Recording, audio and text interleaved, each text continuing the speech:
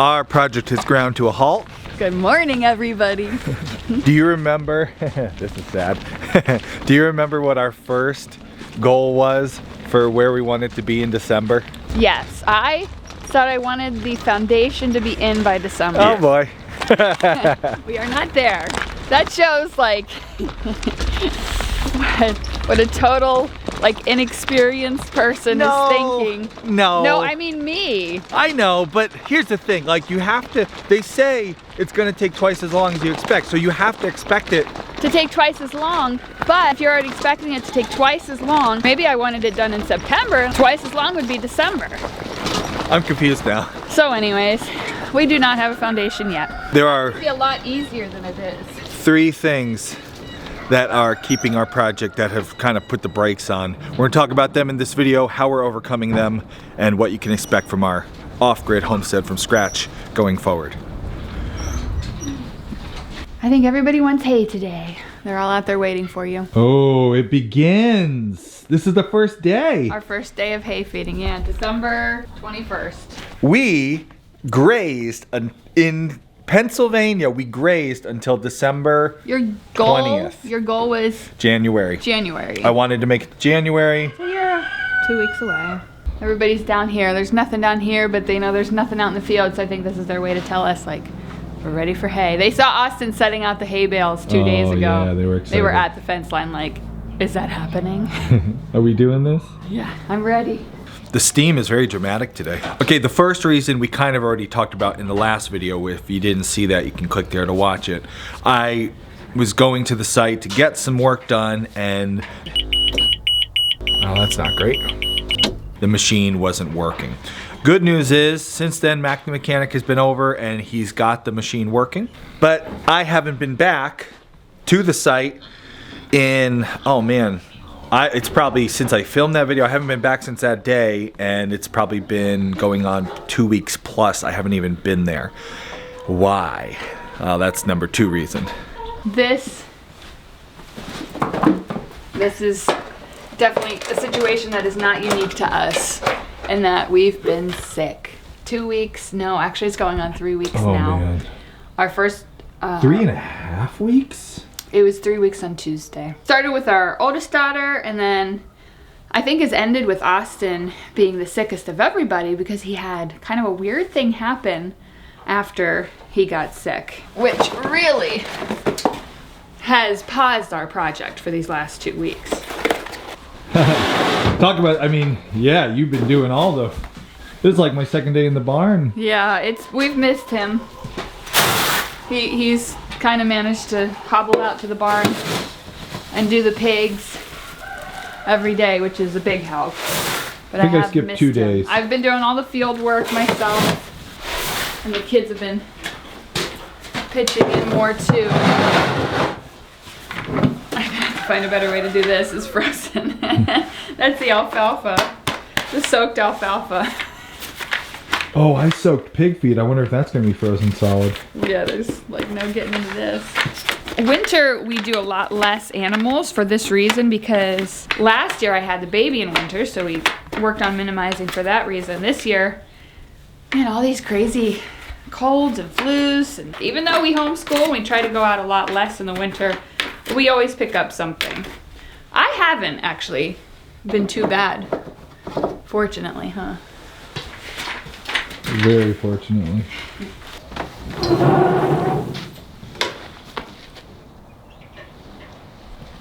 It's funny, I told the kids how it was the first day of winter yesterday. Austin didn't believe me. I was like, it hasn't even been the first day of winter yet. He's like, yes, it has. I was like, no, just the end of fall is like pre-winter, winter. First day of winter is insulting because it's like, hey, yeah, all this awful winter weather you've been having the last month and a half. Didn't count. Ready, Freddy.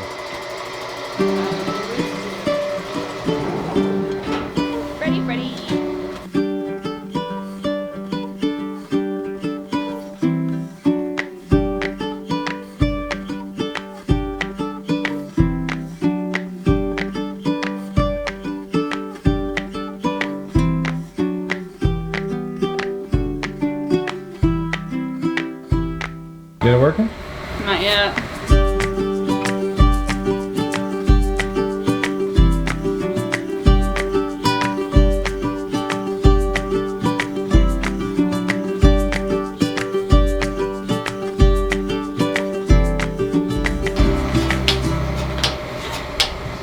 a warning. All right, the milk machine wasn't working, but now it is. It's good. That's like a warning to me. The cold weather's actually coming later this week, so I have to bring my hoses inside and make sure I keep my pulsator warm. Poor little pulsator. Some people, when it's really cold, will bring out like a warm rice sock to put on top of the pulsator so the cold doesn't make it freeze up. Oh man. Oh, I was soaking the pig feed and it also is all frozen. Oh, I'm gonna need a pick to bust this up. Alright, I think I can get it.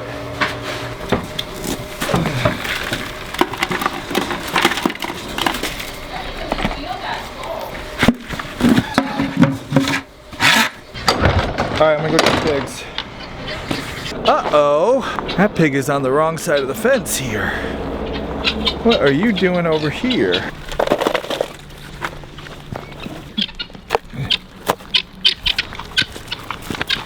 This is why winter pigs are the worst, because winter pig water is the worst. We've tried a lot of different systems over the years for watering pigs in the winter. And honestly and sadly, the easiest thing we found is to just use these rubber buckets and just bang them out each day, bang the ice out of them.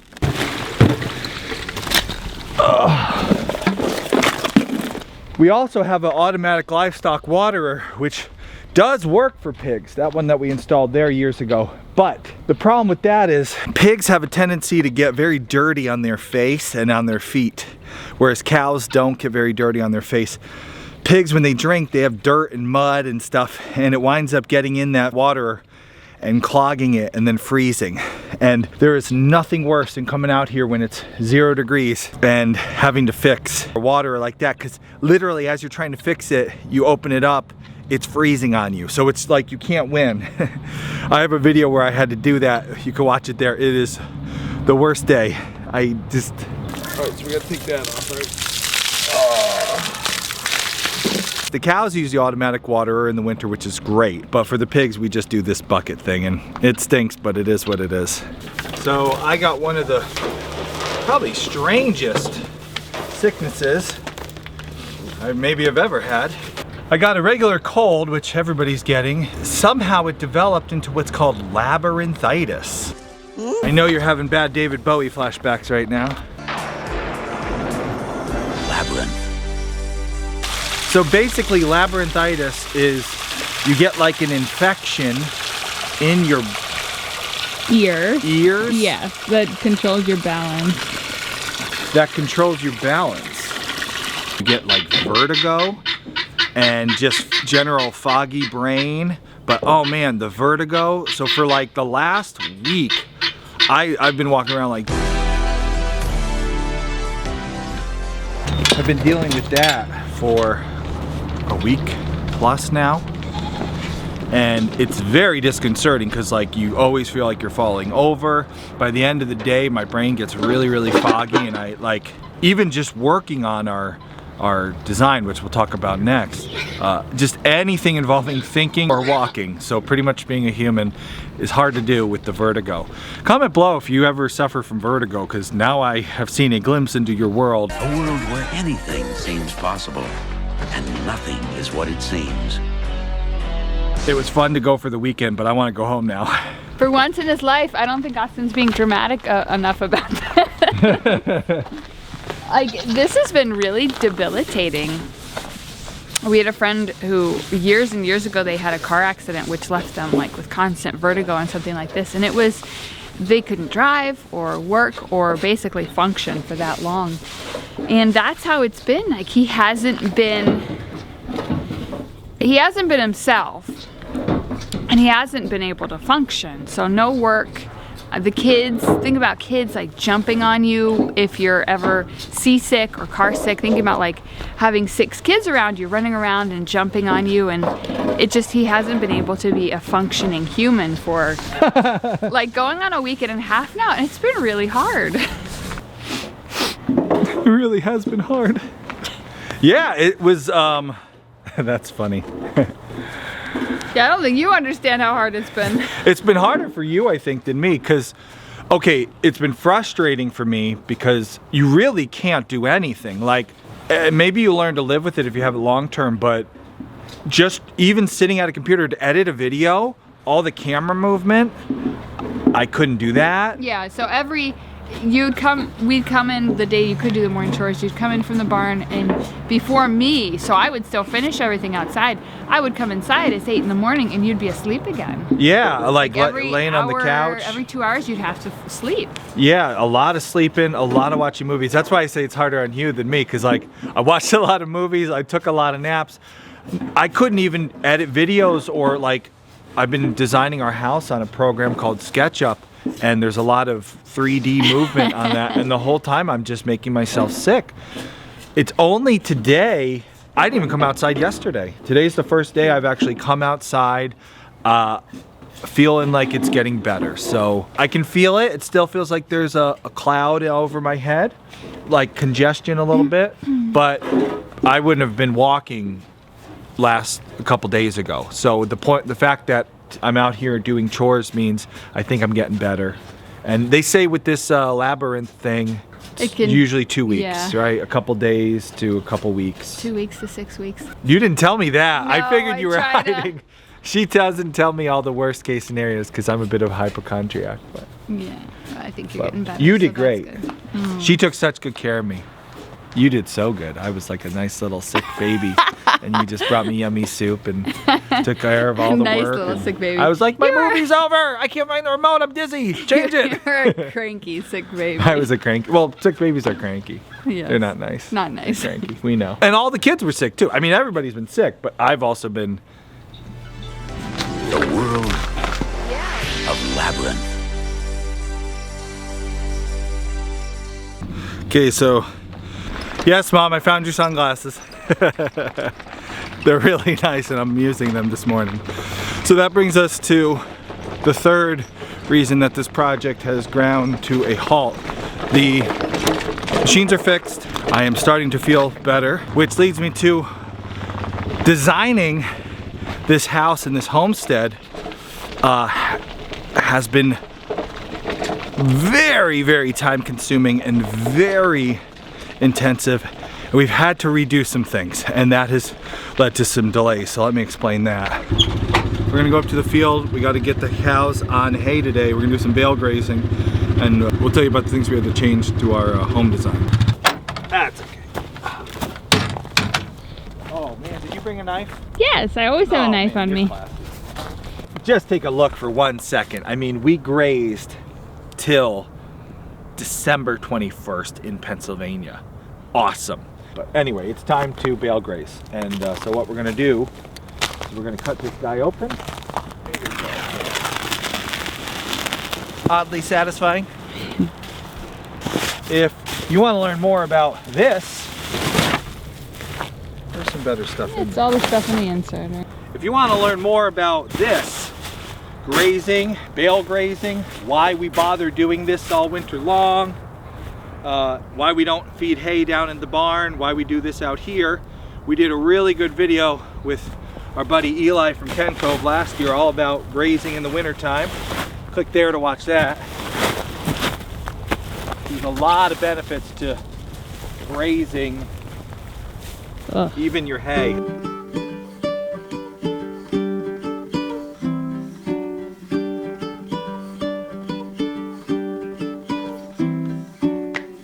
When you're trying to design a self-sufficient, simple, and super affordable homestead, there's a lot of different things that you have to think about. And in this last couple months, I've been working on this house design. You get into one area, let me give you an example, the roof, right? We're trying to figure out what is the simplest way to build a roof on a home that will protect our family, it'll catch rainwater, and we won't spend a ton of money on the roof, it'll be easy to build, right? You'd think this would be pretty straightforward. I picked a shed roof because there's no trusses. Shed roof, looks like a shed, nice and flat.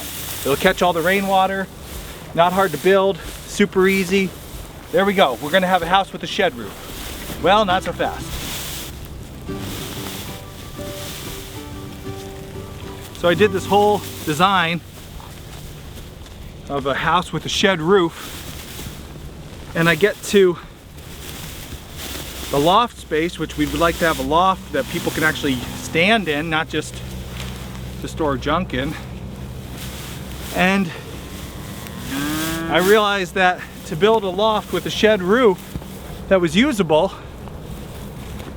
one of our walls was gonna have to be like 30 feet tall at the one end of the house. So here I was trying to simplify and make things easier to build and cheaper, and it made it more expensive. So then I figured, all right, we'll build a gambrel roof. That'll do it. Gambrel barn roof. A lot of usable space in those.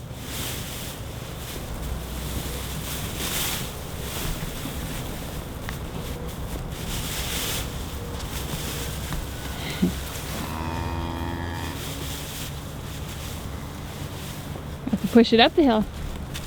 Huh? And push it up the hill next. Why, you want to like start angling it maybe? Yeah, I'll just finish it here. They can rip it apart. All right. So I switched to this gambrel roof, thinking, well, we'll be able to utilize more space with the gambrel. But it turns out a gambrel roof is way more expensive than just raising the wall height and doing a gable roof. I can go a lot more into the designs of what we're doing and how. If you'd like to learn more about how we're designing our future self-sufficient off-grid homestead from scratch, we're gonna do a whole series on designing. So let me know in the comments, what do you want to learn more about? Is it water systems, solar systems, the house design? You know, whatever you want to know, we're gonna do a whole series on designing and we're gonna break it all down. So we'll have more details in that. But the point is, the process of designing this home is taking a lot longer than I hoped. But the key is you got to design it right in the beginning, because you can't go back later easily and change something that you designed wrong. So what I'm doing is I'm using a program called SketchUp, and SketchUp allows you to draw it 2D and also 3D and walk through it, which allows you to realize the mistakes you've made.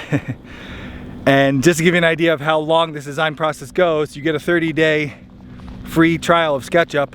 I did 3 of those and I just decided to buy it because I'm still using it. So it's a great program. I'm working hard on this design, but it is taking a lot longer to get the finished design. At this point, we're pretty sure we have the basic footprint of the house figured out and the basic footprint of the homestead figured out. And in our future series, Designing a Homestead, we'll show you more about that. And if you want to learn about stuff, let me know what you want to learn about. What pretty teepees. Yeah, this had some growth over here from the Yeah, it has. warm spell in November and December. All right, look at that, still grazing. This end of the farm we've been off of with the cows for a long time, and we left enough where there was enough warm days and sun. This grass has actually started to grow again. They're still green. And it's not a problem to have them graze on it because it's not regrowing for spring. So it's okay that they graze what's left here. It won't hurt it. Yeah, and they're, as you can see, our lambs, they're looking great Happy. off of just this pasture all the way to this time. We They're haven't given over them here any hay. because they cannot be contained. They are hard to control. Yeah, those well, lambs. we're just using a couple lines for the cows, and the sheep are like, no. Yeah, no. So the high tensile keeps them in, and we're happy with that. So that's the updates on the project. Now going forward, what and when, what can you expect and when? Let's go back to the Are you house. feeling under pressure? Like days are ticking away? Oh man, we got this counting clock ticking here, and just like tick, It's tick, not just tick. in the videos, it's in his head as well. Oh, every Tick, morning I wake up tick, and I hear a tick. gong. Oh, another day's gone. Yeah, I really want this to move forward, and right now it feels like we've totally flatlined. But here's what's coming. Let's get back to the house. We're finally feeling better for now, most of us. He's still I am feeling a little probably dizzy gonna at this take point. a nap this afternoon. It gets worse throughout the day. Yeah, but the project, Finish the project design. will continue. Finishing the design is the next big thing. And to help me do that, I have lined up 4 right now. Interviews. Awesome interviews. Yeah. We have an interview with someone talking about yurts. We have Annie from When the Biomass Hits the Turbine podcast coming on They live in an earth ship. to talk about earth ships. We have another interview with Logan about straw bale homes. And more, and more podcasts coming up about earth and floors.